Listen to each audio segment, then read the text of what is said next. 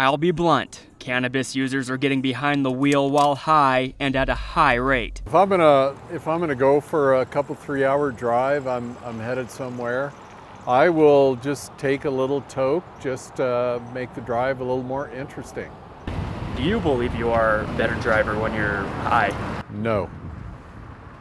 A new study conducted by AAA showing consuming, then driving is very common. Nearly 85% said they drive the same day that they use cannabis, with 53% saying they used within an hour or less before getting behind the wheel. With alcohol, we have the BAC, the blood alcohol content, and we have legal standards that say whether a person is impaired.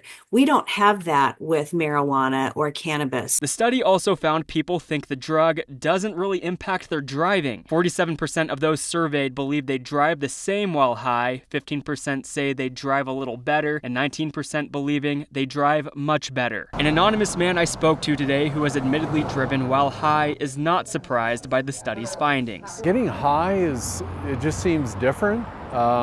It seems like I have better control over my functions. My judgment seems more reasonable when I'm high compared to drinking alcohol.